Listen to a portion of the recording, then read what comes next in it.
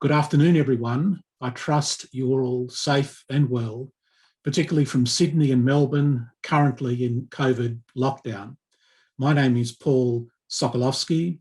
I'm a partner at Arnold Bloch Leibler. Welcome to all of you situated in many parts of Australia and other parts of the world.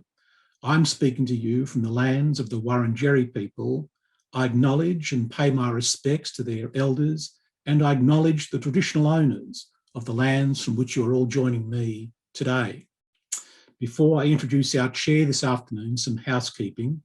We will take questions from you following the conversation between the chair and the panellists. If you have any questions, please use the Q&A button at the bottom of your Zoom screen, and we'll get to as many questions as time permits, concluding our session at around 2 p.m. this afternoon. At Arnold Bloch Leibler, we are very happy to be hosting this EFA pop-up lunchtime briefing for a discussion and debate on the OECD G20 Inclusive Framework's 2 pillars international tax proposal and its implications in Australia and internationally. We have given this briefing the title of the new international tax order. But is that a statement of fact, of hope, of despair perhaps, or is it a question?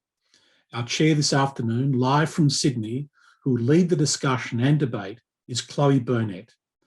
Chloe is a senior counsel at the New South Wales Bar, specialising in tax law. In addition to her significant practice at the cutting edge of tax law and administration, Chloe is an active member of EFA, is a deputy president of the Australian branch, and currently chairs the recent developments panel at EFA's global congresses. Chloe, over to you to introduce and begin this conversation with our esteemed panellists and to warm and brighten our otherwise cold COVID lockdown. Thanks, Paul. I'll do my best. Fortunately, it is a fairly interesting topic. Thanks everyone for joining us and welcome to our session. We're going to talk about the latest developments in the 2 pillars plan. Obviously, the plan has been on the agenda for some years, but with the new administration in the US, it's got a real fire under it. And most of you will be familiar with the general outlines of it, but Pillar 1 is originally directed at digitalization of the economies, and in a nutshell is giving market jurisdictions where the customers or consumers of large multinationals are based, is giving them a right to tax the profits, even if there's no PE or even if the prior rules would have given a much lower allocation. And that's only for the very large multinationals of the world. Pillar 2 applies at a lower threshold, and this is this new idea of a global minimum tax rate, currently sitting at around 15%, the idea being that multinationals would have to pay at least 15% tax in every jurisdiction in which they operate. Doesn't mean the tax goes to that jurisdiction, but as a total amount. So they're the pillars in broad outline. The 3 speakers we have today to speak to those topics are Maryanne Mrakovcic, who's the Deputy Secretary Revenue Group at Australian Treasury, responsible for advising the Australian government on all taxation policy matters, forecasting revenue and the Treasury Portfolio Legislation Program. I'm sure she has her hands full. Maryanne also represents Australia at the OECD Inclusive Framework. She has done since 2016. She's been a member of the steering group since 2020, and she's currently the Vice Chair, where she's been actively involved in the development of the 2 pillars reforms. We're also going to hear from Ann-Maree Wolff, who's Global Head of Tax at Rio Tinto. Ann-Maree is responsible for all the tax matters relevant to Rio Tinto, one of Australia's very largest multinationals. Ann-Maree is extensively involved in tax policy development, both directly with policymakers and through taxpayer and industry associations like the International Council on Mining and Metals. And our 3rd speaker is Heydon Wardell-Burrus. Heydon is Acting Assistant Commissioner, Policy Analysis and Legislation at the ATO. And Heydon's completing his DPhil at Oxford University at the present on the topic of global minimum taxes, which is quite relevant. We've hosted this as a pop-up event to respond to recent developments in this area, specifically on the 1st of July, just a couple of weeks ago, the OECD Inclusive Framework, which is 130-something countries, including Australia, released a statement on the 2 pillars with 5 pages of detail, which is not a great deal of detail, but it's pretty impressive to be agreed by 131 countries.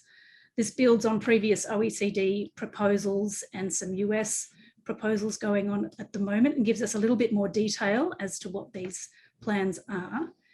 And then over the weekend just gone, the G20, which Australia is also, of course, a member of, met, the finance ministers met and discussed a number of topics, but including the 2 pillars plan. And they released their communique, and the communique has a paragraph devoted to the 2 pillars program, which is also referred to sometimes as BEPS 2.0. And it says that the G20 endorses the key components from the OECD's statement.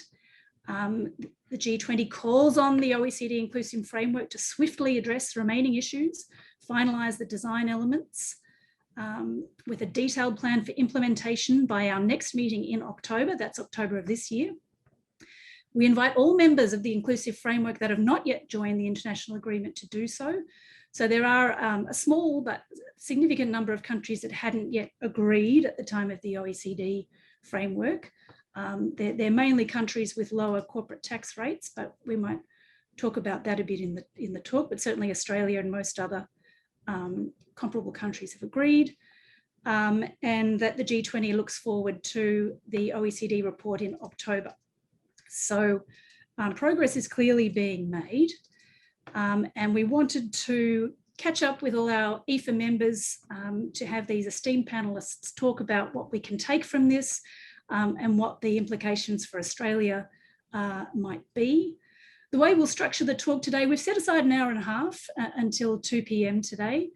And we're going to hear first from Maryanne, who'll speak to the overall journey that Australia's taken in this 2 pillars process over the last 5 years, and the Australian and Treasury perspective and policy drivers and trade-offs on that.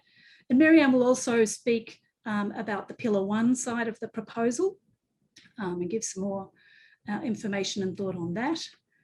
Then we'll hear from Heydon, and Heydon will focus on Pillar 2, the global minimum tax, looking both at its sort of history, what's driving it, what are some of the trade-offs there, and what are the implications for the future in Pillar 2. And then we're going to hear from Ann-Maree, who will also speak mainly about Pillar 2, but she'll bring her very valuable company perspective as head of tax in a large multinational company to speak about some of the issues with implementation, compliance, complexity in this Pillar 2 proposal. And then we shall have time for Q&A. We feel free to send through any questions in the Q&A function of the Zoom at any point. We'll probably wait till we get to the Q&A part to really go through those, and we should have ample time for that in this lunchtime session. But I'll certainly be monitoring all the questions that come through, and we'll see how we, if they're sort of germane to what's being discussed at that particular point. So we might get right into hearing from our experienced speakers. And to that end, I might ask Maryanne to take us through sort of a background to Australia's journey on this, and then talk a bit about Pillar 1.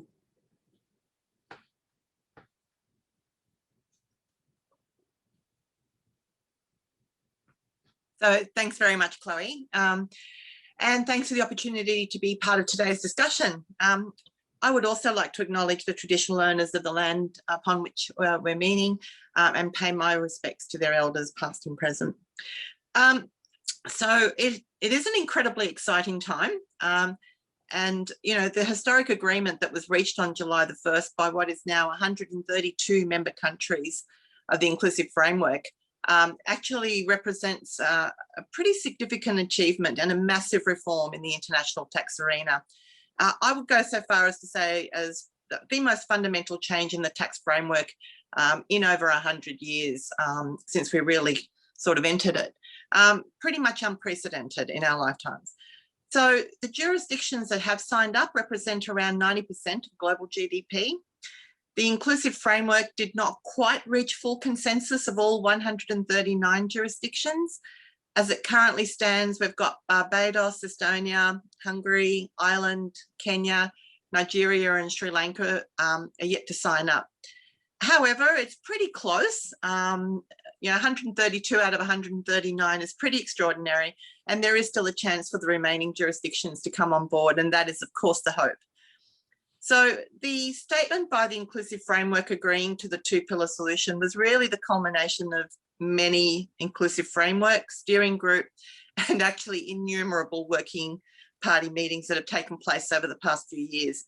And yes, personally, as a member of the steering group, there have been many late nights and early mornings, but on this occasion, I actually did want to acknowledge the team in Revenue Group at Treasury who have worked with me, who have spent many, many more nights and early mornings than me in working parties, beavering away at the very large number of quite complex and detailed issues that sit behind the high-level agreement. And that's, while they've been doing their day job of pulling together a couple of budgets and the usual busy workload, their commitment to this process has also been quite extraordinary. So the agreement, I think, is pivotal in three important ways. It offers a hope that there can be a fundamental shift in the race to the bottom, as stated by Janet Yellen recently. It does redefine the concept of value creation to accept the premise that markets and consumers participate in actually creating value, and that the taxation of that value creation should therefore be shared with those jurisdictions. And it basically shines a new light, if you like, on that delicate act of providing tax certainty for MNEs while ensuring tax sovereignty of countries to make and administer their tax systems in ways that work for their national circumstances. And to provide the sort of context for the current agreement and where we've landed, I wanted to begin with some reflections on the wider international tax reform journey that we've been on in recent years. And then I'll really briefly outline the two pillars, though I know, Chloe, I think you've done a really good job already. And I'll end with a few comments on what the path to October looks like and then to 2023 implementation. So for those of you BEPS tragics out there, you will be very much aware that this agreement was unfinished business from the 2013 to 2015, now called BEPS 1.0 and Action Item 1, the taxation of the digitalized economy. And when you think that these were the same minds that managed to deliver on hybrid mismatches, it says quite a lot that this action item was in effect put into the too hard basket at the time. When I joined the Inclusive Framework, and it's pretty much, I think, its inception in 2016, it was still there, but frustration levels were growing, and this was most evident in the increasing interest in digital services taxes that we saw over the next few years. And the work was first sort of reinvigorated under the task force on the digital economy, and there was an OECD report that was released in 2018, and it had a rather pivotal finding around the sheer impossibility of actually ring-fencing the digital economy. And with a subsequent clear mandate from the G20, the steering group then commenced negotiations around a solution. And those negotiations, as all of you would know, have been now ongoing for quite some time. And I would say throughout this whole process that the really significant challenge in reaching agreement has actually been in reconciling different countries' views about the nature of the problem and what we're actually trying to achieve. And so you've got some countries, including, quite frankly, some large developed countries that have benefited from globalization, were concerned about large, highly profitable digital companies that benefited from user participation and user data, but paid little or no tax where those users were actually located. You then had other countries, many developing countries, very large developing countries that were emerging, that were concerned that globalization and digitalization have really allowed multinationals to have a significant economic presence in their growing markets and displacing services that had previously been provided domestically, but of course with little or no physical presence. And then you've got yet others who remain staunchly opposed to any solution that attempted to ring-fence digital companies. And at the same time, it was clear that that countries were increasingly worried about a race to the bottom, and that increasing activity was being relocated to low tax jurisdictions. And so out of all of those concerns, was really born this current two-pillar approach. And we did make considerable headway over the past few years. And that did culminate in the release of the blueprint documents in October 2020, which actually had quite a lot of detail on all of the issues that had been considered. But by then, of course, COVID-19 had already understandably and appropriately captured the public policy focus. And I think that COVID-19 did delay the initial timeline for agreement at the OECD, but it also heightened countries' awareness around the need to find greater sources of revenue for fiscal repair in the face of significant spending on social programs that had emerged in the wake of COVID-19. So if you sort of think about the whole journey over the years and throughout these negotiations, there've been kind of a number of shifts in the broader global political landscape.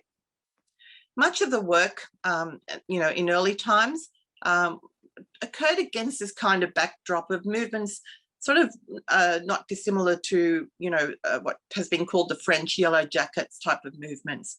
But you also had initially that whole sense of momentum in the US around lowering corporate tax rates and the introduction of the GILTI. And more recently, again, as Chloe pointed out, you've had a very significant game changer in the new US administration, which came in with an agenda actually around higher corporate tax rates and a higher GILTI. And I think it is fair to say that that agenda brought with it a significant turning point in the negotiations as well. So I think that the agreement that we've now reached reflects a pragmatic attempt among countries to find a way to capture all of those concerns. And while some would see the latest shift in Pillar 1, and I've heard it described as a move from digitalization to globalization, for others, it's still seen through the prism of being a pragmatic way of ensuring that the large digital M&Es are captured in the Pillar 1 scope. The other thing I continue to stress is that Pillar 1 and 2 do need to be seen as a package. The negotiations have certainly considered gains and losses under both pillars for different countries. And that has been a factor as countries have approached the discussions and indeed negotiations around the pillars. So from Australia's perspective, we've been very strongly committed to the process. As far back as March 2019, the Treasurer announced that Australia would focus our efforts on the development of a multilateral solution at the OECD and G20, rather than pursue a unilateral option such as a digital services tax. For us, that multilateral consensus solution was and remains the best option for securing stability of the international tax system. And we've always thought that a proliferation of unilateral measures would over time lead to greater and greater complexity in the international tax system.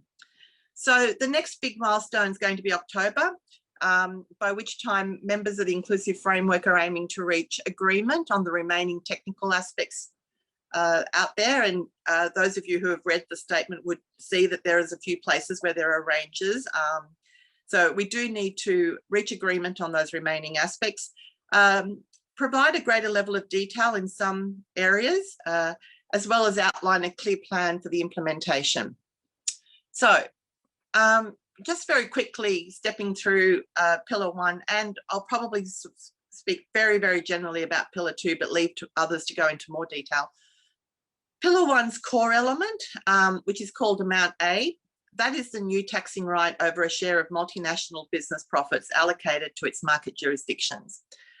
And the scope for Amount A will generally capture all M&E groups with global turnover above Euro 20 billion and profitability above 10%. Now, subject to a review finding that implementation has been successful, that review threshold could be reduced to Euro 10 billion. And we anticipate that that would be, if you think about 7 years after post-implementation, you're probably talking around 2030. For M&Es that are in scope, 20 to 30% of their residual profits in excess of that 10% profitability will be allocated to market jurisdictions. That exact percentage will need to be agreed ahead of October. Amount B, which some of you would be aware of, is designed to simplify the use of the arm's length principle for in-country marketing and distribution activities. That's also to be progressed, though on a separate timeline to Amount A. So again, at a very high level, Pillar 2 basically gives jurisdictions where an MNE is headquartered additional taxing rights over the income of a foreign branch or related entity, where that entity is subject to a low effective tax rate. And the main element is, of course, to give effect to what is described as the global minimum tax. That's going to be done through top-up tax, such as the income inclusion rule and the under tax payments rule. And the rate is yet to be finalised, but yes, it will be at least 15% and is applied as an effective tax rate. It also includes a subject to tax rule, which is a key issue for developing countries. And of course, there is still a discussion to occur around carve-outs. So let me focus on Pillar 1. In terms of Pillar 1, a key issue for Australia in the negotiations has been ensuring that sectors which don't meet the policy rationale for Pillar 1 that I spoke about earlier were excluded from scope. And we weren't alone in that, as other countries such as the UK were equally concerned about the treatment of certain sectors. For us, the right to tax our own natural resources was a key consideration during the negotiations of Pillar 1. There is a principled basis underpinning that position that the taxation of extractives should remain with the country where the extractives are located, as the taxes paid on those activities are part of the price paid for the exploitation of a country's natural resources. So Australia has been supportive. We have agreed those exclusions of extractives and regulated financial services. But of course, one of the areas that will need further work will be defining those sectors in more detail. So based on the agreed parameters, Pillar 1 is expected to focus on around 100 of the world's largest and most profitable groups outside of the extractive and regulated financial services industries. And look, it's impossible to be unequivocal on this issue, but our early preliminary analysis suggests to us that we think it unlikely that Australian headquartered companies are going to be immediately or substantially affected. That is in scope where those rules first come into effect. But of course, companies can grow quite rapidly in a short space of time. And when you're going into these negotiations, it does require one to accept that your own jurisdiction is, of course, going to be potentially impacted by all of the different elements. So there is a review, as I mentioned, after the first 7 years with a lower threshold. And of course, by that point, we would expect to see some Australian MNEs come into scope. So in the immediate sense, for Australian subsidiaries, the main impact is going to be, Pillar 1 is going to be compliance. And one issue that countries are turning their minds to now is administration, how to minimise compliance costs. And, you know, it will be critical in supporting the application of Amount A, such as providing information about local level sales and profitability. In addition to what I mentioned is the outstanding agreement on the specific percentage of residual profits. It's currently drafted as in the 20 to 30% range. Pillar 1 issues that we will continue to focus on need to be segmentation, elimination of double taxation, the rules, marketing and distribution, safe harbour, and the treatment of losses. They're still very much outstanding and will be worked on over coming months. And as I previously mentioned, this agreement is a package, and it did ultimately and will continue to require trade-offs for all countries. The other aspect I wanted to talk about in relation, which has been sort of placed under Pillar 1, is this kind of dispute resolution aspect. So obviously, providing tax certainty for this new tax system introduced by Pillar 1 is going to be important. And the details of how this tax certainty will work are still being determined. but clearly the removal of unilateral digital services taxes and a multilateral system that's going to be managing disputes related to Amount A allocations are going to be important issues.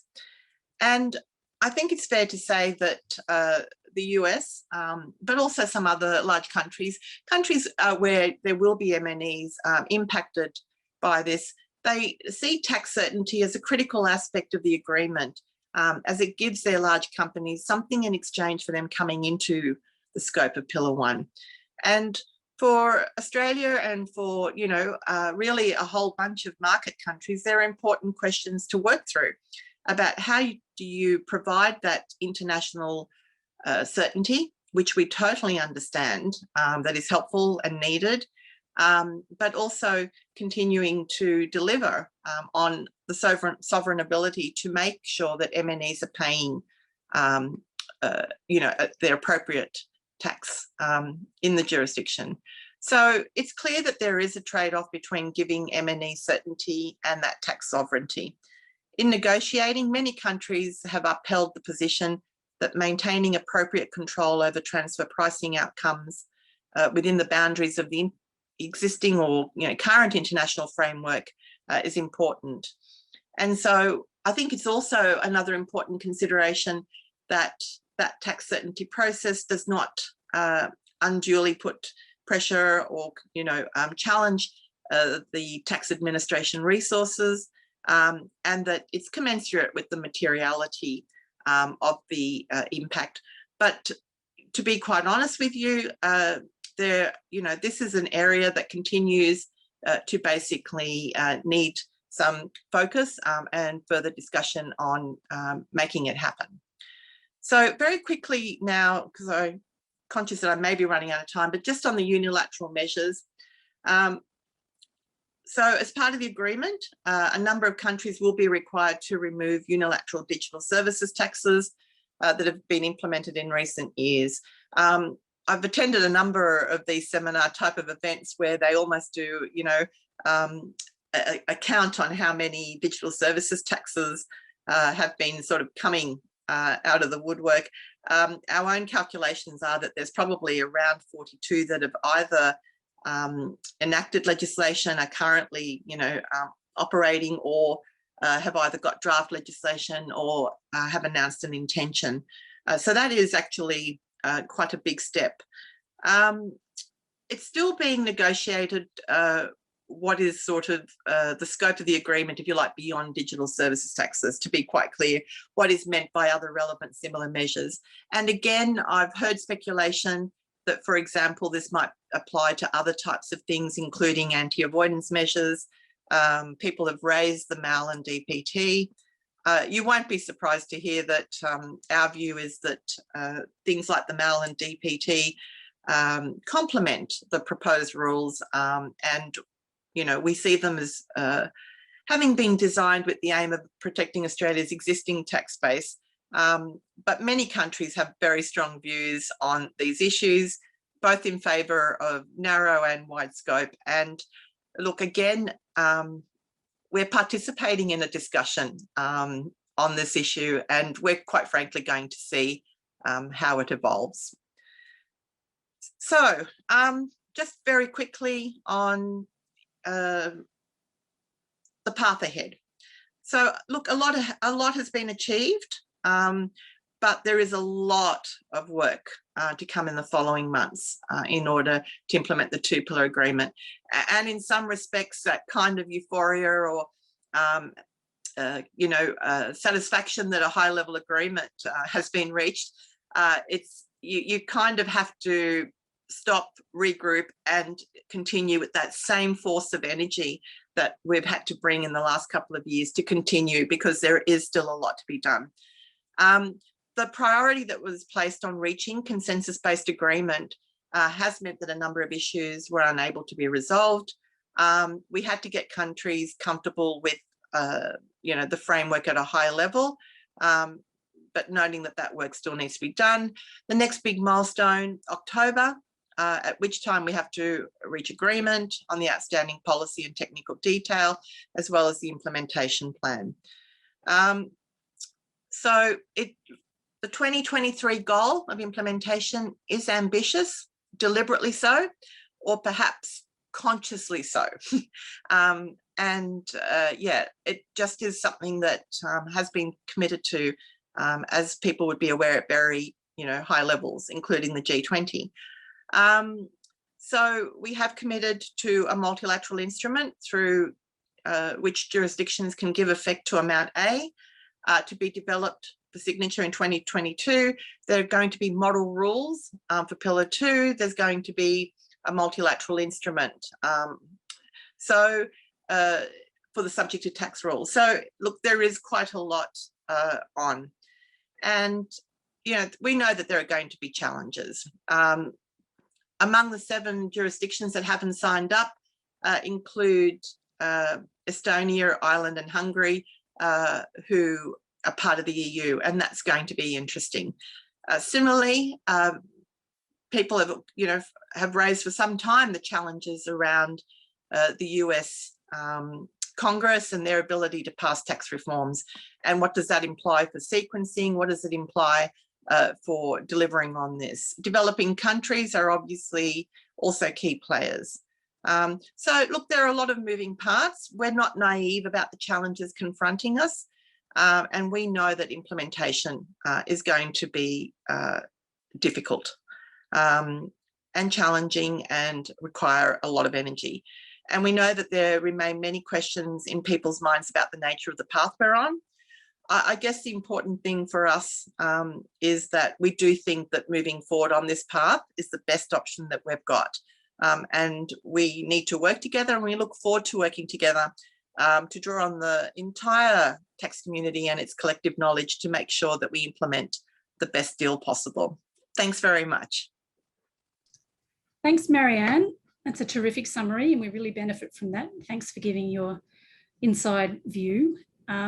I was going to follow up with one question to each of our speakers after their piece, and then go to the Q&A at the end. So a follow-up question I had for you, Maryanne, is more of a sort of tax technical one, and it's because Pillar 1 has these percentage allocations and safe harbours rather than the traditional arm's length concept.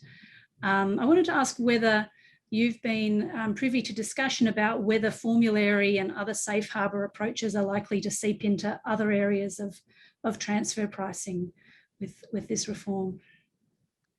Yeah, so I think that I kind of raised a little bit of that in terms of the conversation around the tax certainty and some countries. What does this all mean for tax certainty? So, I think that, Chloe, to really get to the key point of this, I guess that in many respects, we are talking about moving to a hybrid system, of a tax framework. And, it is an interesting question how those two aspects will sit next to each other in an international tax framework. And we really do need to give very careful consideration to that. It would be too easy to be dismissive around, oh, no, don't worry, one will sit here and one will be an add-on. And I do think that there are some people who are kind of thinking that maybe you can just have it as a simple add-on. I guess that our approach has been to say, hold on, we really need to think about this. We need to think about it consciously. We need to ask the question and really think and really work out how are these going to sit together. So, yes, you have this new amount A, you have this idea that you are going to provide for that reallocation. But then you've got other elements that say, well, hold on, where there's already a presence, we might want to think about those safe harbours, marketing and distribution. So that's already integrating the current system onto this new system. And then likewise, okay, you're going to have tax certainty for these 100 MNEs, but they're going to be potentially sitting with other MNEs. What does this all mean? So I don't know that I've got a clear answer for you today, except to, I guess, reassure you that exactly how these systems operate or how these frameworks operate, is really challenging our thinking on this, and that we're very much aware of the issues. And, I guess that the next few months will hopefully provide a bit more clarity on precisely how these two frameworks will actually sit together. And I really hope that they sit very comfortably and seamlessly. That's the plan. Thanks, Maryanne. That's terrific. Now I'll call on Heydon to speak with us about the Pillar 2 component of the plan. Heydon. Thank you very much. And first, thank you for inviting me today. It's certainly an honour to be on a panel with Maryanne and Ann-Maree, both titans in this area. I feel like we've covered kind of roughly what the statement says, so I don't plan to cover that again. And my experience of EFA audiences is that they tend to have read quite a lot. And so I'm going to try and give some extra perspectives. But before that, I should have also mentioned that I've been an Australian delegate on Working Party 1 and 11, so the STTR and then the Globe rules. So like Maryanne, I've been up beavering away in the middle of the night, but every time that I feel bad about it, I have to remember that our New Zealand colleagues have it 2 hours worse than we do. So I'll try and keep it to myself, though it does slip over occasionally. So a few points I wanted to talk to the group about. The first is this idea, and Maryanne really touched on it, reconciling different views that countries have brought to the discussions in the context of a global minimum tax. And I think it's helpful to think of it as a compromise between two views. So the first view, I think is best described in my mind, at least, as BEPS 2.0. And BEPS 2.0 kind of sits by this historical narrative of global financial crisis, governments go looking for revenue, there's a kind of a big public furor about profit shifting, and that leads to BEPS 1.0. But the BEPS 1.0 was incomplete. It hasn't successfully prevented all BEPS activity. And so part of what Pillar 2 is designed to do is to decrease the amount of profit shifting. How does it achieve that? It effectively takes away your incentive to profit shift, because even if you profit shift out of a high tax jurisdiction, the best rate you're going to get is the minimum rate that we settle on. And so Pillar 2 is designed to respond to that. It creates this incentive which will limit the amount of profit shifting going on. So that's kind of view 1. View 2 is what I call race to the bottom. Maryanne used the phrase, and interestingly, all of the OECD documents in 2019 and I think early 2020 talk about a harmful race to the bottom. The OECD 2020 October blueprint does not, and I could be corrected on this, but I don't think any joint statement since then has referred to a race to the bottom. Not all countries are necessarily jumping on the view that this should be about a race to the bottom. But the race to the bottom has its own narrative, and that's, okay, global financial crisis, governments go looking for revenue. But the BEPS 1.0 project is countries realizing, well, I've got real activity in my jurisdiction, but I'm not getting taxing rights because the profit's elsewhere. So what I need to do is I need to align the taxing rights with the real activity to increase the amount of tax that's collected to fund the social programs we've been running. Well, when you do that, you create a new incentive to really compete for real activity based on tax rates. Because in a world where you can engage in rampant profit shifting, which is not to say that that's the world it was pre-BEPS 1.0, but if you can, then you allocate your real activity on the basis of economic efficiency on a pre-tax basis, and then you move your profits wherever you can. And that's the most effective way to run your kind of multinational enterprise. If BEPS 1.0 succeeds in aligning taxing rights with real activity, suddenly you have a much stronger incentive to move your real activity to the places with low tax rates. And that's the world we got pushed into in the end of the late 2010s. And so what's BEPS 2.0 about? Well, if we're really starting to compete for real activity based on low tax rates, we're going to end up having a race to the bottom as everyone undercuts each other to attract this real activity. And so what does a minimum tax do? It effectively sets a line beneath it, which you can't drop. In other words, let's not compete below a certain amount. If we do, none of us will be able to collect corporate income tax to fund the state. Let's put a base level beneath it, and then that's the level we compete. Now, neither of those two philosophies, BEPS 1.0 or race to the bottom, really flow through as the consistent philosophy that underlines everything in the Pillar 2 blueprint that you will have seen in the statement. In terms of BEPS 1.0, it's not really clear why a minimum tax would be the best way to target profit shifting or further any remaining issues from profit shifting. And the reason for that is, you still have an incentive. If you've got a 30% tax rate, you might still have an incentive to profit shift down in order to get down to 15%, ignoring the base issue. But with respect to the kind of trying to attract real activities, well, it's not clear why you would necessarily want a substance-based carve-out. So I think some people are looking for what is it that we are trying to achieve, and then how do the rules produce that? You do have a bit of a compromise document being produced, but those two you're seeing play out the reconciling of different country views about what it is we're trying to achieve. So that's point one. Point two is about agility in the allocation of uncertainty risk. Usually when you're designing law, tax law, you're thinking about how can taxpayers restructure to avoid the outcome we're looking for here. They are the active agent, what options are available to them, and how do we make sure that this is robust to attempts to achieve an outcome that's inconsistent with the policy we're after. Well, when you move to globe, you're not just worried about states. You're not just worried about taxpayers, you're worried about states, because you're trying to prevent your minimum being undercut by a state trying to continue competing by going below the minimum. So you have states that can restructure, you have multinationals that can restructure, you have states that can try and change their laws to become a more attractive place, their tax laws specifically. And then you have the BEPS rules. And I think, the Pillar 2 rules. And I think it's helpful to think about how agile each of those actors are in a system. Multinationals are quite agile. If you create incentives, they can restructure into them relatively quickly by comparison.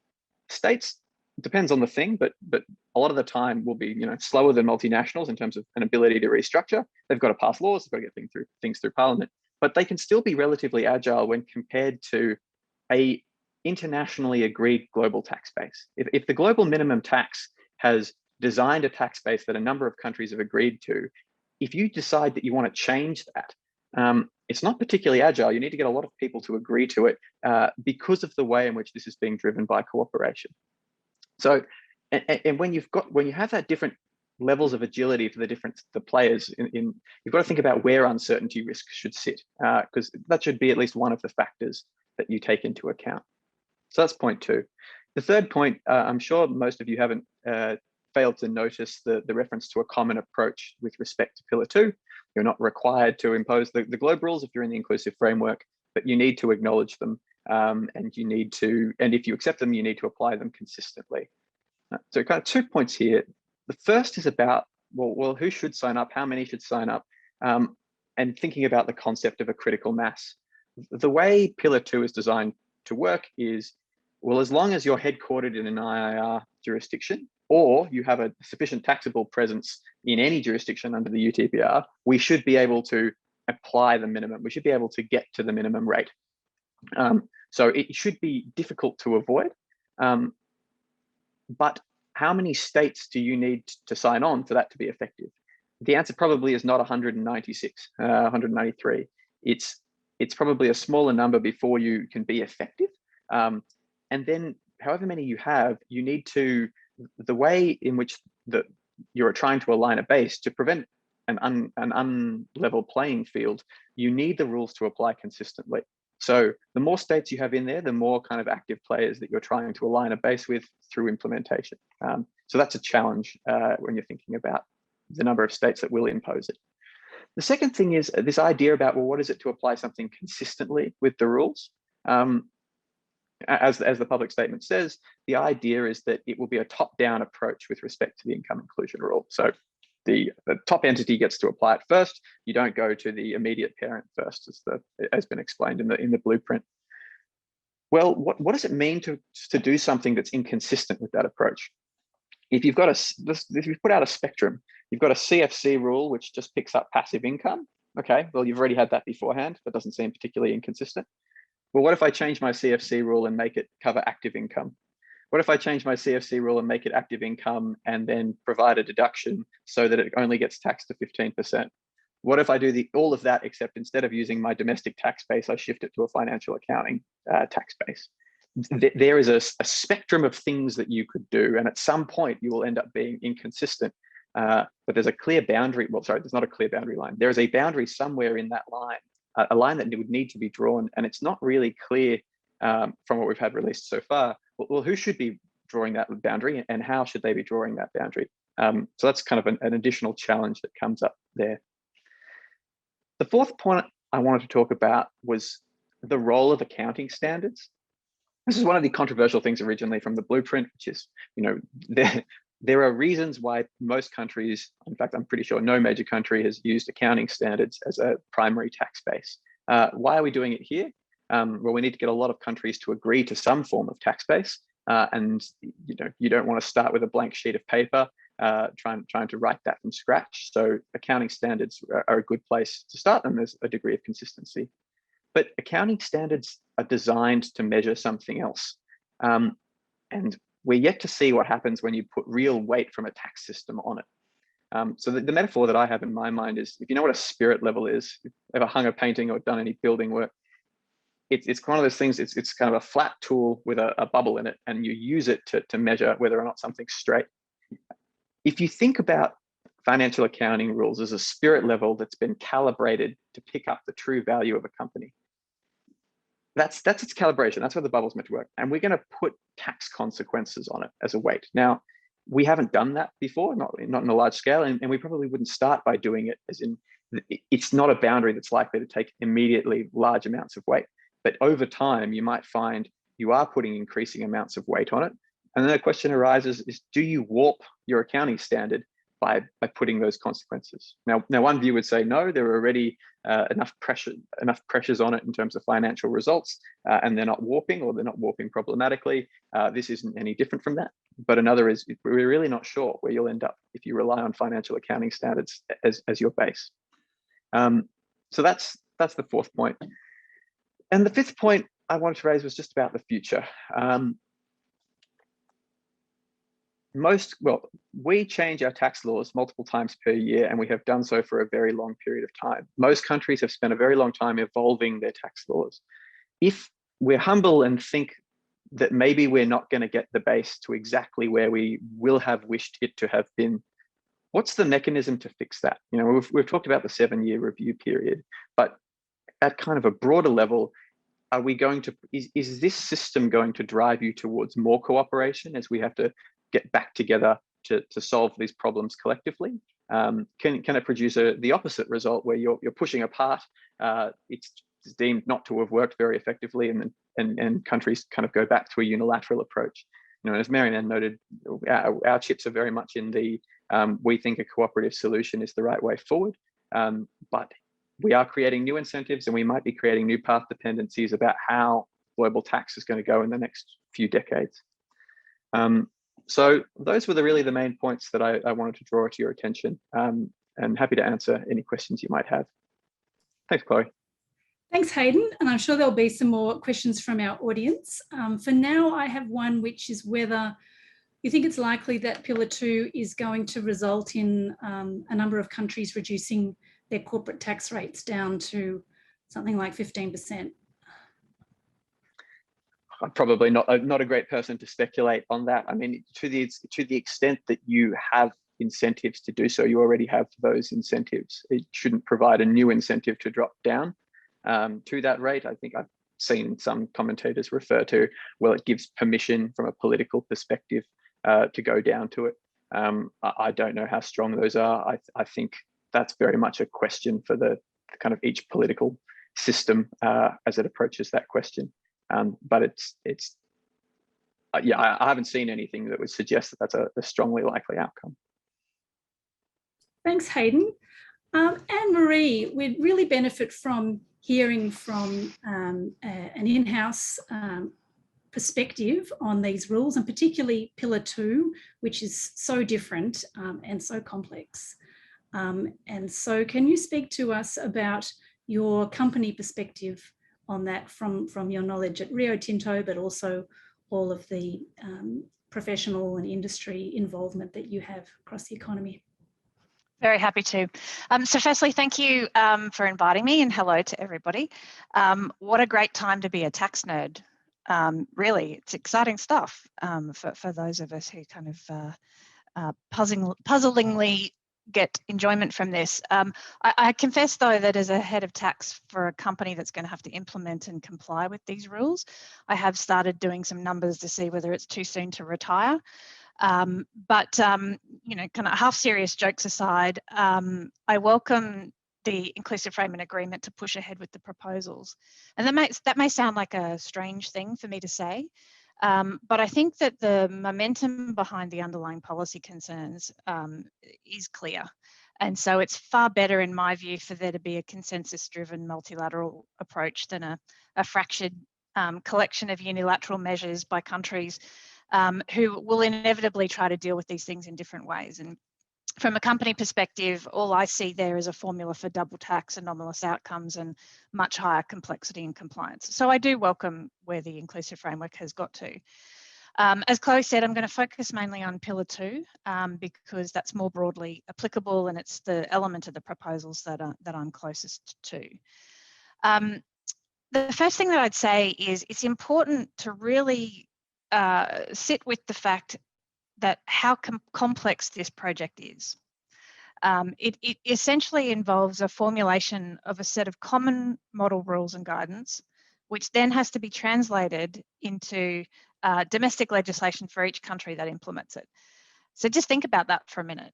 You know, all of those countries who have to translate these model rules and insert them into their domestic law, and then the companies who are multinationals need to not only understand the model rules, but also understand that the way that they're translated into local country rules as well. So it's very, very complex. I echo Heydon's comments about the interesting tension with using the financial accounts as a key pillar, I guess, of the proposals. And it's a really great point, because it is true. We effectively now are going to have a very significant taxing mechanism that will flow from the accounting in your accounts. And as Heydon said, it's not something that we've had before. And so, you know, I'd love to hear from someone in the future talk about what does that mean for the accounting standards into the future, because you know, the pressure on them, I do think, will increase to a point where I think it will have to start influencing things. And I do think it will also put a bit more pressure on the accounting policies of companies as well, because the accounting standards are a guide, not a code. And so, you know, that is an interesting point when you do have a taxing mechanism that hangs off that. And sustainability is an issue. You know, we have a tax system now that will be dependent on where accounting standards go into the future, and who knows what issues may pop out of that in terms of how Pillar 2 operates. So there's three key areas where I think particular care is needed in formulating Pillar 2 when I look at it from a company perspective. Firstly, it's important that the Pillar 2 rules deliver the policy intent. And that seems like an obvious statement, and it sounds pretty straightforward when you say it quickly. But you know, the key point is that companies don't pay tax on their profit. They pay tax on taxable income under local tax rules. But we somehow have to marry that with a regime that leverages off your accounting profit. And so one of the core differences there that you have probably heard about before is local tax laws adjust accounting profit to reach your taxable income. And one of the key differences is timing differences. So differences in timing of recognition of items of profit or expenditure, and the difference of recognition between accounting and tax can be quite material. Timing differences don't result in undertaxed profits. You know, they're just a timing difference.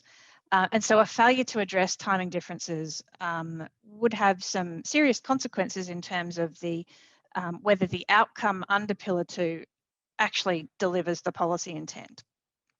So I was happy to see the reference in the Inclusive Framework statement to the fact that there will be an inclusion of a mechanism to address timing differences in the Pillar 2 proposals.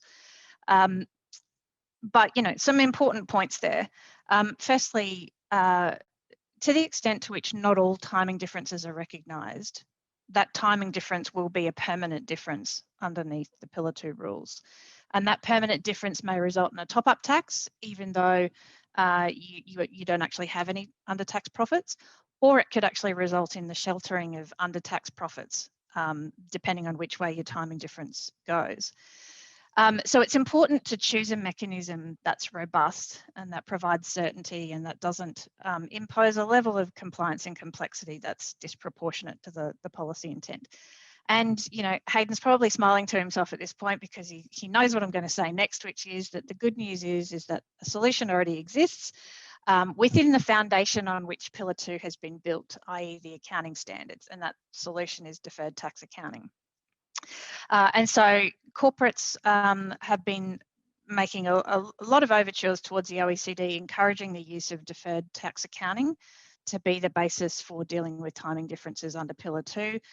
My personal view is, in a practical sense, it's really the only way to deal with timing differences. And you know, if there's any policy concerns with specific instances, we can adjust for those. The second thing that, second area where I think there needs to be given thought in the design of Pillar 2 is that there needs to be adequate recognition of transition. So this is about making sure or recognising that there are things that will be a carryover from the pre-Pillar 2 period that will still have relevance in the Pillar 2 period. Tax losses is one, carry forward tax losses is one area, and also timing differences that reverse in Pillar 2. And so again, there needs to be a good eye on transition to make sure that the policy intent is achieved by recognising those transition elements. And again, deferred tax is a good way to deal with those. My third point is that taxpayers need to be given a fighting chance to comply with the proposals in an orderly fashion and to implement them. Because even with the best of intentions, these rules are incredibly complex. And I'll you know, every time I speak about this, I keep reinforcing this over and over again, because as the proposals develop, they're becoming more complex, not less complex. And so, you know, it's the nature of the beast in many respects. And so there needs to be a genuine attempt to make sure that the level of complexity and compliance is proportionate to the policy intent. And you know, one of the things I worry about is, because of the myriad of differences between tax regimes, and because of uncertainty or lack of understanding in relation to accounting standards, that a quest for perfection and a desire to cover every possible scenario, whether it's practical or theoretical, that could result in an undertaxed profit will result in, you know, embedded complexity and compliance by trying to pin down everything. And you know, it can't be underestimated that implementation is going to be a mammoth task for both companies and for governments and tax authorities, for that matter. And so, yeah, the way I look at it is, I don't know what the mechanism is for this, but we need to look at this as there being an opportunity to address material policy concerns that arise after implementation, to take a bit of pressure off trying to get it perfect the first time around, particularly when you look at the timetable that Maryanne and Heydon have both talked about. And so there's much to be said for an orderly implementation that's targeted based on an 80-20 type scenario that gives everybody a good fighting chance of implementing something that is cohesive and sensible. One of the most important steps that could be taken to ease the implementation burden would be to have a lag between the implementation of the income inclusion rule and the under-tax payments rule. And you know, from a company perspective, you know, I refuse to think about the fact that the under-tax payments rule could apply in our situation, because frankly, that's a world I don't want to live in. But if we don't have a lag, it's a very real world, because all I need is for one country that's relevant to our business to implement first, and then I have a problem. So building in a lag, in my view, it doesn't need to be a long lag. It just needs to be a year to give income inclusion rule countries an opportunity to get the rules implemented. And I can tell you that companies will be hot on their heels, encouraging them to the income inclusion rule countries to do that. And then, you know, also on the theme of compliance and complexity, you know, there has to be a genuine attempt, in my view, by the inclusive framework to include appropriate simplification measures. You know, I said before that complexity and compliance is you know, the nature of the beast, but there are some things that could be done. So, for example, you know, every company will have a long list of countries where any objective assessment will point out that no top-up tax should be applicable. And Australia is a good example. There should be no scenario in which a company has to undertake full Pillar 2 calculations just to prove that its tax rate in Australia is over 15%. And I worry about whether the inclusive framework are able to reach agreement on something that's that can sensibly achieve that. So what should companies be thinking about? So every time I talk to a company now about this stuff, I always say that if you haven't been following it closely, now's the time to start. I know, and the answer to that is usually there's not a lot of information out in the public domain to do that, but the blueprint is a good starting point. And the blueprint, when you look at the blueprint, you will very quickly realise that there are some key things that you can start thinking about it now. So can you produce financial accounts on a country by country basis? Not many companies actually do that now. So something's going to have to be done to achieve that. Can you forecast your accounting profit on a country by country basis?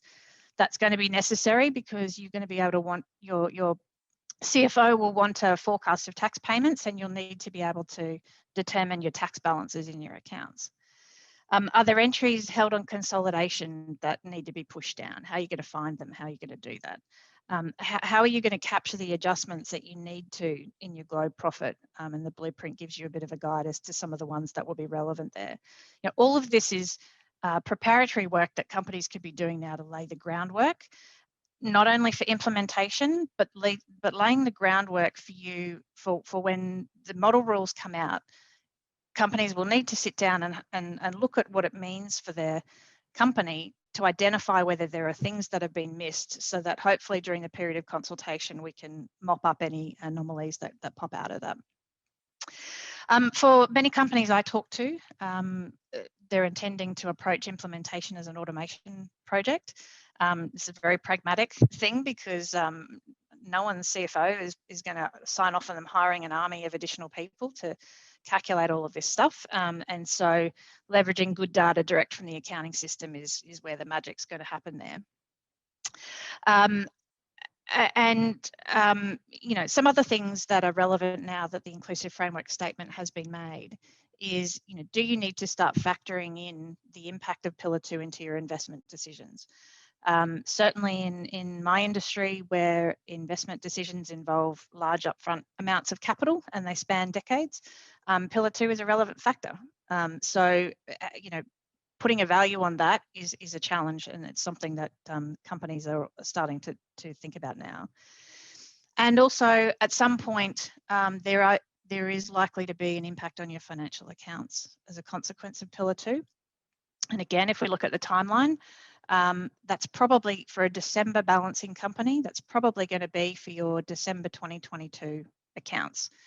And so if you work backwards based on the timetable and when legislation might appear and those sorts of things, it's pretty tight. It's a really tight time frame.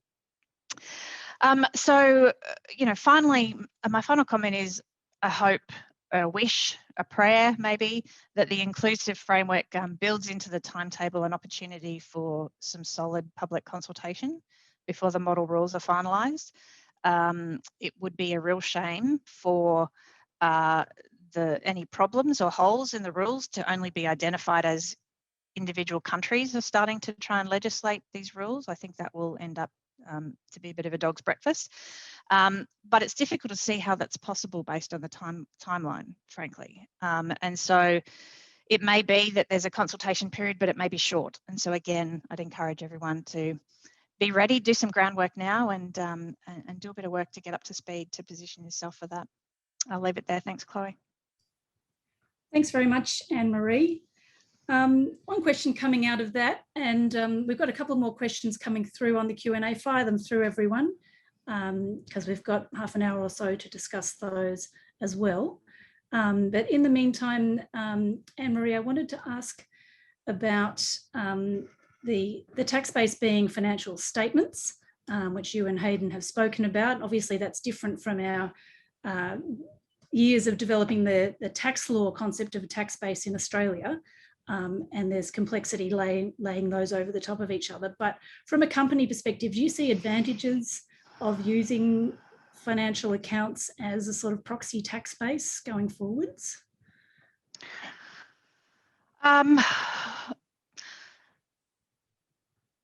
Look, I think in a perfect world, if you can leverage the data direct from your accounting systems, all of these things can flow.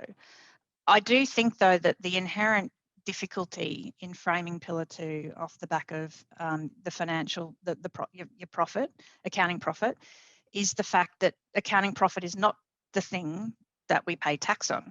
And in relation to permanent differences, that's kind of the point. I get that. The whole point of Pillar 2 is to levy tax on under-taxed profits, i.e. the permanent differences. But I can tell you from a company perspective, the permanent differences is the least of our concerns in relation to the fact that accounting profit is the starting point. It's the timing differences. Timing differences are huge in capital-intensive industries in particular, but you know, in the business advisory group, we've got all manner of different companies on there. We've got insurance companies, manufacturers, financial institutions. All of them have very significant timing differences, and so somehow that's the bridge that needs to be built. Is you know, having a taxing mechanism based on accounting profit needs a bridge in order for you to be comparing apples with apples to get a true picture of what the effective tax rate is, to be able to compare it to the minimum rate.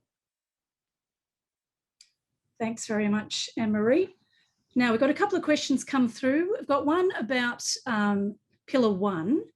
So I might direct this to you, Maryanne, from Benjamin Lancaster. Is it expected that market jurisdictions will impose 100% tax on amount A? If not, is there any early sense as to what rates of tax might be imposed by the various countries on this amount A? Sorry, Maryanne, if you could turn off your mute, it'd be great.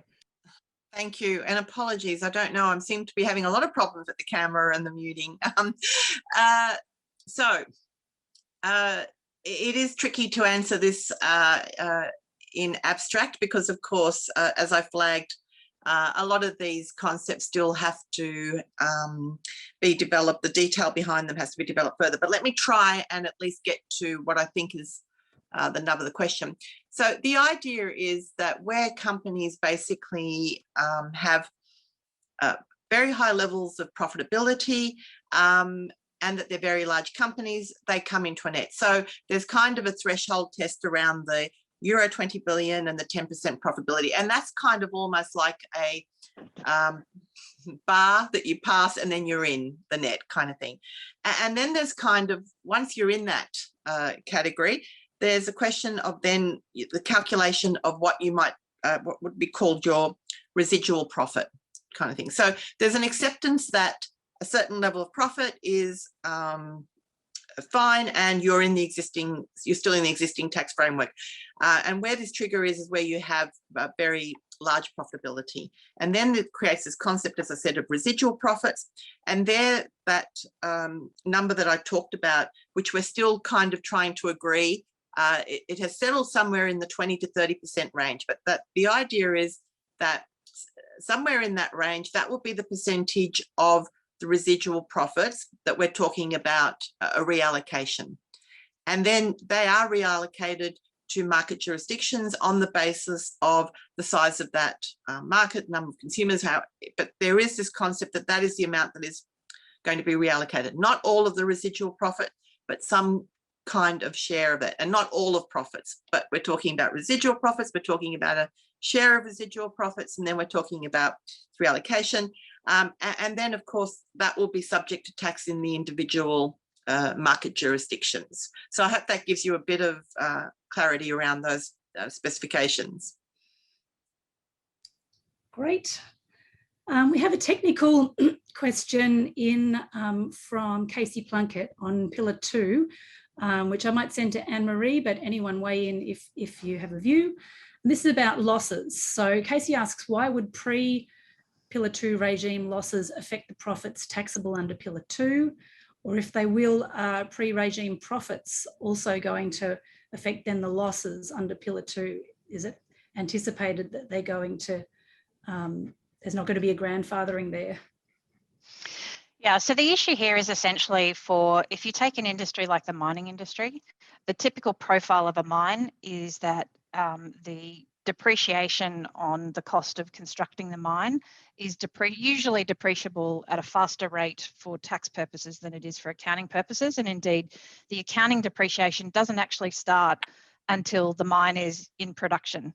And so it may take you 5, 6, 7 years to construct the mine. And so the standard profile of a mine is that you'll be in tax losses for 10 years plus at the beginning of that operation's life. But that at some point when production starts, you would expect there to be an accounting profit, but you'll have no tax paid because you're utilising carry forward tax losses. And so if Pillar 2 applies to a mining operation in, let's say, year 2 of production, there will be an accounting profit but no tax paid because of tax losses, and those tax losses relate to timing differences which will reverse.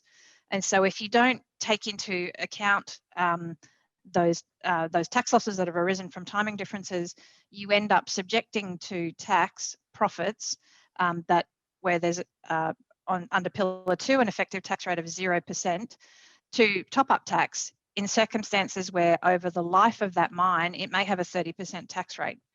And so over the life of the mine, you have an effective tax rate on average of 30%, but because of just these timing differences and where they fall and where Pillar 2 strikes you in those timing differences, you will end up with top-up tax where there is no truly under-tax profits. The flip side is also true in that if you have exactly the same scenario, but Pillar 2 kicks in towards the end of the mine life and the timing differences are sitting in the reverse, you could actually have truly under-tax profits that are relevant to that operation, which would be sheltered by the reversal of the timing differences. So it swings both ways. Can I say that was very well articulated, Ann-Maree, quite complex, but it's an example of, I suppose, so many of these perhaps unintended questions that then have to be answered and are thrown up by the model. I have a question coming through from Miranda, which I might send to Heydon. And this is about Pillar 2, about the design of it. The OECD 5-page statement talks about a substance carve-out in Pillar 2 for a certain rate of return on tangible assets and payroll. Miranda asks which countries were driving this carve-out, and doesn't it reinstate a race to the bottom? Heydon? Well, I don't think I could tell you which countries have argued for things in the confidential working parties. You can speculate. I think it goes back to that original 2 views about what it is that we're trying to achieve here. And if you think this is all, if your argument is this is all about base erosion and profit shifting, you're saying, well, you're not engaging in profit shifting if you're just getting a standard return based on real stuff that's in my jurisdiction. So if you've actually built a factory here where people are working and you're only getting a low rate of return on that, there's nothing really to suggest that that's profit shifting that's driving that. And so you'd argue for it. It's also worthwhile remembering the history of this insofar as, a lot of people say Pillar 2 has really come out of GILTI. GILTI had a concept called NDTIR, which is the net deemed tangible income return, but it's effectively a markup on tangible assets. I don't think they use payroll. I think it's a concept called QBI, which was not payroll. But they were concerned about, well, if are you really shifting things, or is it just is it a profit shifting concern? So is a substance-based carve-out consistent with the view of the world that this is about a race to the bottom? I think it's hard to argue that it's strongly incentivized by that. You can say, well, race to the bottom over what? If you're only worried about the race to the bottom on excess profits or profits above whatever X% return on something, then it starts kicking back in. So hopefully that answers the question. Is it sort of some recognition of the proposition that countries should be able to use some tax incentives to attract real investment and sort of real activities? I don't know if that's the way it's been articulated. I think certainly countries would say that it's legitimate to continue to engage in some forms of competition. And I think the more recent public documents have have been very clear that they're not saying that we should eliminate all tax competition. So some degree of legitimacy of tax competition seems to be accepted in the consensus documents. All righty, thanks. Now, Jock has a question which I might send to Maryanne. Two questions there. One is, what level of detail on pillars 1 and 2 do we think will be available in October? And then the second question is trying to get a feel for the vibe from the US representatives in the working group. Are they confident about progress here? So Maryanne, what can you tell us? Okay. So look, in terms of detail for October, I think that I'd go back to sort of what I mentioned earlier. Look, there's obviously a few places where there's a range. You might expect that we're going to try and see if we can, try to get more specificity where there are kind of ranges. I think that there are other places where it references that there will be X or there will be Y, and people will, with a fair degree of validity, be saying, but we really need the extra detail in terms of understanding what the nature of the agreement is. So I think that there are some important aspects where a high level expression of we will have something, we are very conscious that we need to provide more detail in those places. And I would just generally reference it to say, we understand that this is, kind of bringing significant change in a short period of time. And I think that just generally, there is a desire to provide as much information as, we can legitimately and, sort of subject to us having reached agreement, to provide that sort of information to basically enable everyone to get on with the job of implementation, because implementation is not just about us, of course, and implementing the actual frameworks. It's about recognizing that companies everywhere do have to live with these new rules. So, look, I think that there'll be hopefully quite a bit more provided by October.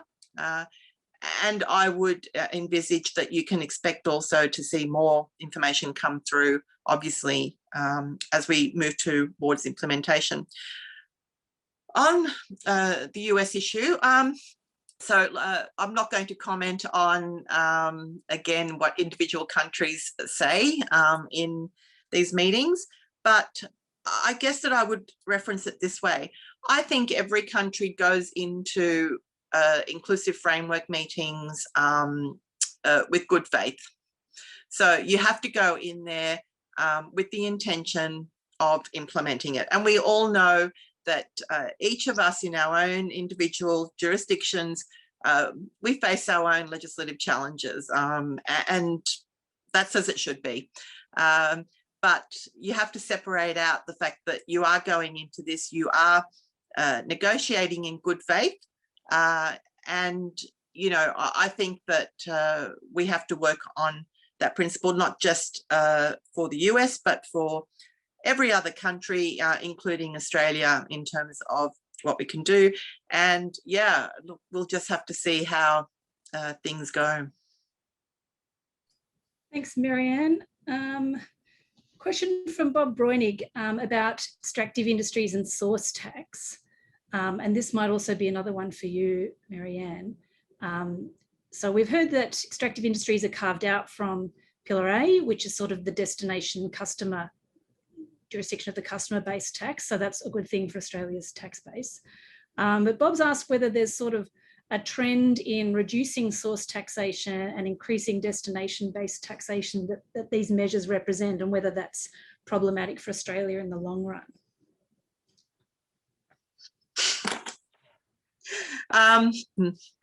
Yeah, so very big conceptual questions. And I am aware that some academics who have been, you know, obviously strongly supportive of moves to, you know, kind of thinking about destination-based taxes, destination-based cash flow taxes as an alternative for VATs, etc., have sort of joined in and said, well, this is a move towards, you know, destination-based taxation, and to the extent it is, you know, it's a positive, etc. Look, and it's not the first time that the question has been posed, is this kind of, you know, a move to destination-based taxation? I would say that the way that issue is approached conceptually, or the way that it is addressed as an, you know, academically, is not what has driven the debate. And I think everybody knows that it has not in itself been the major driver. But I did indicate that certainly part of the reason why we're here is that, you know, market jurisdictions have felt that that concept of value creation didn't recognise their value. So, you know, Bob, in terms of the question, you know, does this incorporate an element of destination-based taxation? Yes. Do I see this as the beginning of a inevitable slide into destination-based taxation? No, I don't. I think that it is basically ultimately at the end about reaching an agreement that is, you know, that needs to be negotiated among a number of different countries that all have concerns. And, you know, I think that that was very much in our minds as to why we also thought that it was important to have that exclusion for extractives.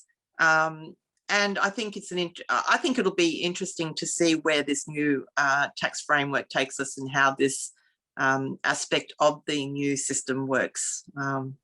Yeah, wait and see.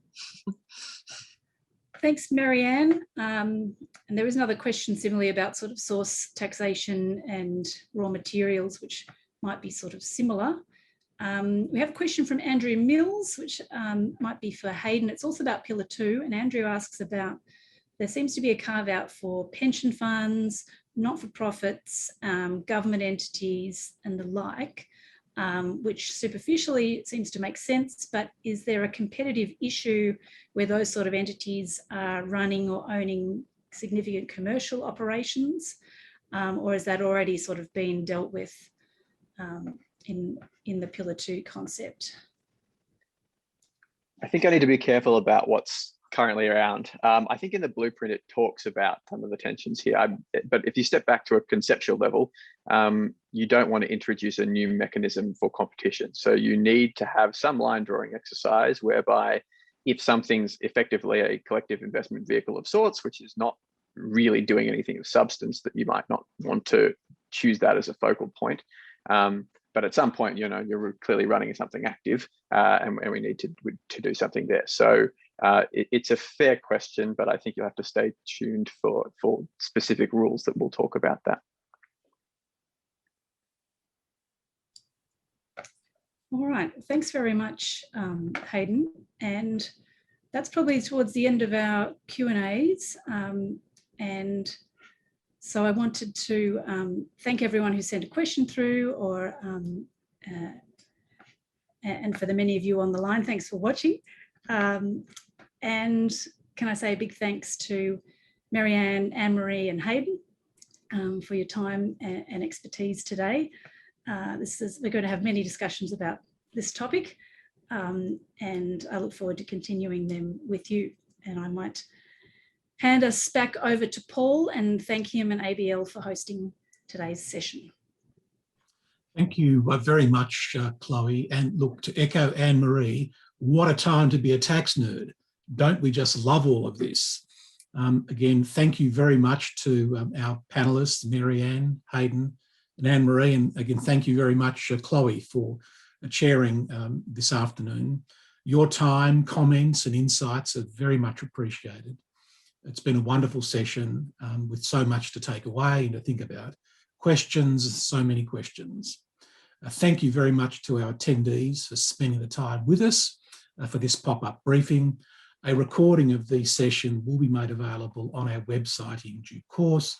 That is at ifa-australia.com.au. Just some public service announcements. Many of you joining us today are EFA members, and for those of you who are not, we would love to have you as part of our EFA family. For more information about becoming a member, please feel free to contact me at Arnold Bloch Leibler, or visit our website, again at ifa-australia.com.au. Look, to ensure we arrange sessions of most relevance and interest to our members, we would love to hear from you with suggestions for topics for future seminars. Again, email me or give us our ideas via the branch's email address on our website. As to the website, we are continuing to develop it to make it a go-to resource for members and tax professionals.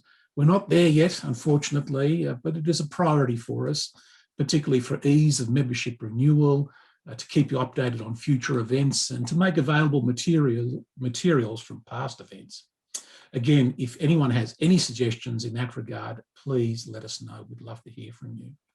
And finally, for members, watch out for the announcements soon about the branch annual general meeting, which we'll advertise the details of soon. Well, from me, that concludes this briefing. Until next time, please stay safe and well. Thank you very much.